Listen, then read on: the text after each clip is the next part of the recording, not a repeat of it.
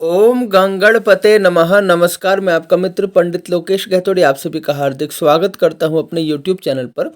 आप सभी को वर्ष 2024 की हार्दिक शुभकामनाएं।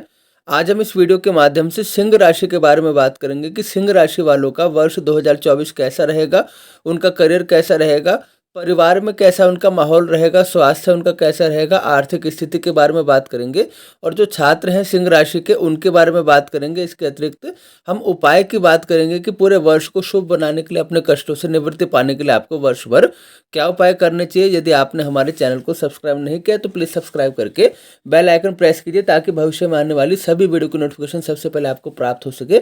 चलिए वीडियो आरंभ करते हैं।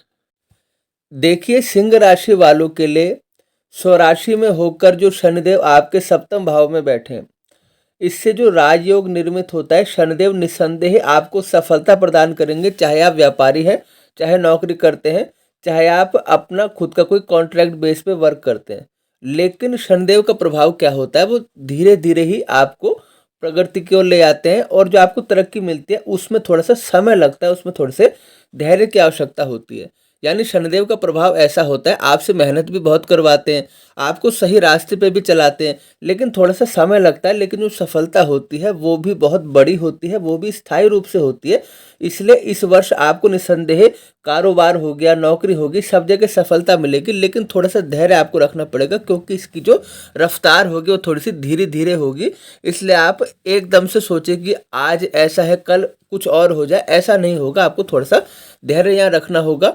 और पार्टनरशिप में आप काम करते हैं तो भी आपको मनचाहे लाभ की प्राप्ति होगी, लेकिन वहाँ पे थोड़ी सी आपकी कम्युनिकेशन स्किल्स अच्छी होनी चाहिए, क्योंकि यहाँ पर अगर कम्युनिकेशन स्किल्स में दिक्कत आती है तो वहाँ कुछ मनमुटाव हो सकता है। और इस वर्ष आप किसी एक्सपीरियंस जिस आदमी के पास है उसके साथ आप पार्टनरशिप करते हैं या जिन्हें नॉलेज है उन लोगों के साथ कुछ जुड़ के काम करते हैं तो आपको ज़्यादा सफलता मिलेगी। और अप्रैल के बाद गुरुदेव का जो प्रभाव है, आपके घर के बड़े हों, आपके ऑफिस में आपके जो सीनियर हो या जो समाज के प्रतिष्ठित व्यक्ति हो, सब प्रकार से आपको सहयोग दिलवाएंगे। यानी आपसे जो बड़े हैं उन लोगों का आपको सहयोग मिलेगा और इसका अच्छा प्रभाव आपके काम पर पड़ेगा।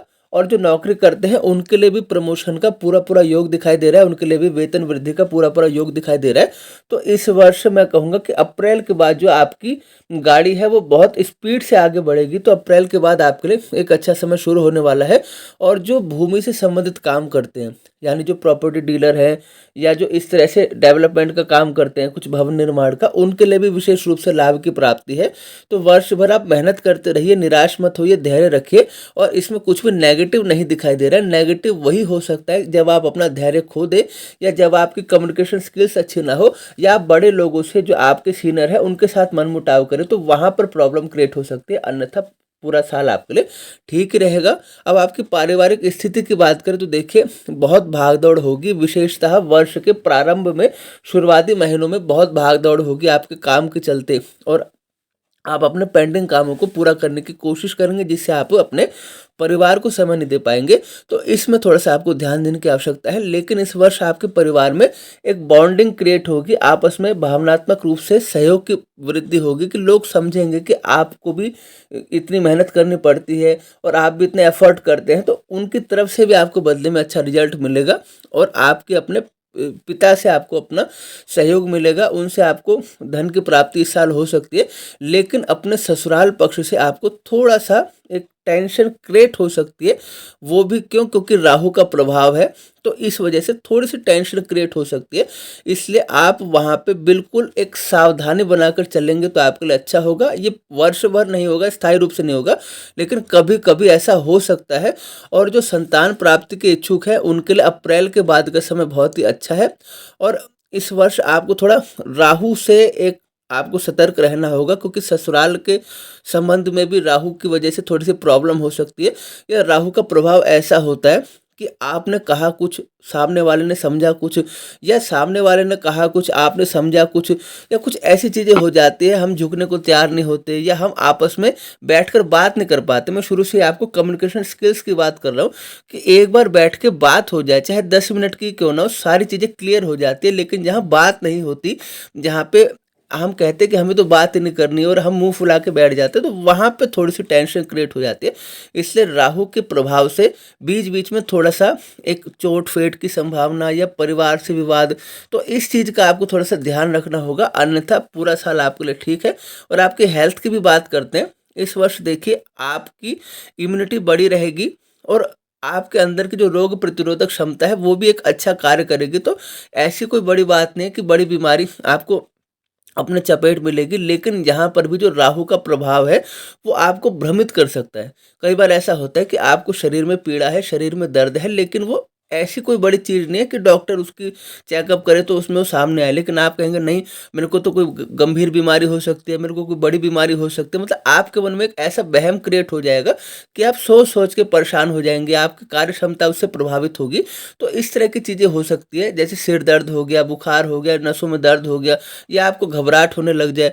वो ऐसे हो कि कभी मौसम बदलता है, कभी खान-पान की बात होती है, लेकिन आपको लगे ये तो कोई गंभीर चीज़ है, गंभीर बीमारी है।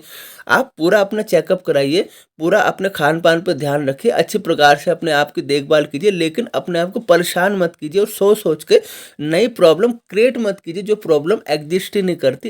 इसलिए आपको स्वास्थ्य के लिए सतर्क तो होना है, ध्यान तो देना है, लेकिन वहाँ ज़्यादा चिंतित या दुखी नहीं होना है। आपको कुछ लगता है आप अपना चेकअप करा लीजिए, लेकिन मन में वहम मत पालिए कि मुझे ये हो सकता है। और आर्थिक स्थिति की भी आपकी बात करते हैं, इस वर्ष आपको भूमि की प्राप्ति हो सकती है, भवन की प्राप्ति हो सकती है, नए मकान में आप शिफ्ट हो सकते हैं, या आप कहीं लैंड परचेज कर सकते हैं, नया व्हीकल वाहन आप खरीद सकते हैं। लेकिन इस वर्ष अगर आप शेयर बाजार में पैसा लगाते हैं तो वहाँ भी राहु का प्रभाव ऐसा है, अगर आप बहुत एक्सपर्ट नहीं है या आपकी बिल्कुल मार्केट पे पकड़ नहीं है, आपको नॉलेज नहीं है, तो वहाँ पर आपको बड़ा नुकसान दे सकते हैं राहु, क्योंकि राहु भी शेयर मार्केट से कनेक्टेड होते हैं। अगर आपने शेयर मार्केट में बड़ा पैसा लगाया या आप रिस्की काम वहाँ कर रहे हैं, तो वहाँ पे आपको कुछ प्रॉब्लम क्रिएट हो सकती है। और जिनका पैतृक संपत्ति को लेकर विवाद चल रहा है या पितरों की जो भूमि है आपकी, उसको लेकर कुछ आपका मनमुटाव है, तो वहाँ पर टेंशन क्रिएट हो सकती है। तो आपको यहाँ पर भी कम्युनिकेशन स्किल्स और राहु की जो शांति है ये आपको अवश्य करा लेनी है, ताकि आपकी सारी प्रॉब्लम सॉल्व हो जाए। और सिंह राशि वाले छात्रों की बात करते हैं कि आपके लिए वर्ष कैसा रहेगा।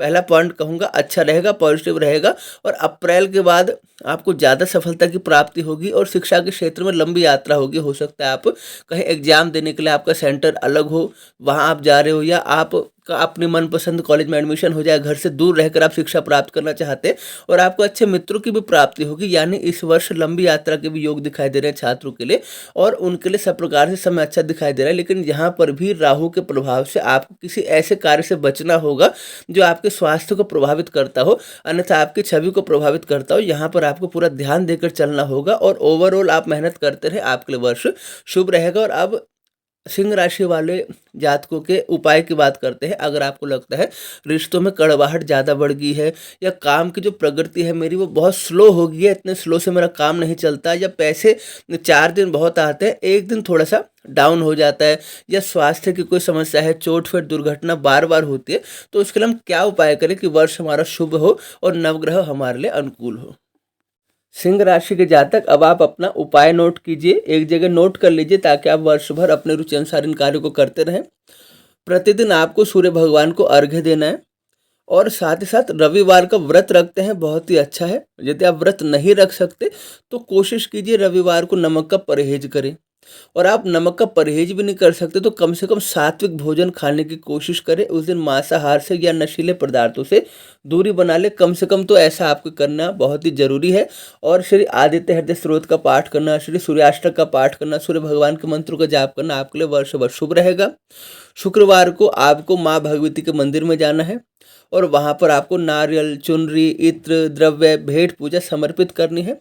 और कहीं भी आप जा सकते हैं, माता रानी का मंदिर होना चाहिए, वहाँ पर आपको शुक्रवार को आप दर्शन करने के लिए जाएंगे, माता से अपनी प्रार्थना कहेंगे, तो सब प्रकार से आपके लिए समय अनुकूल होगा।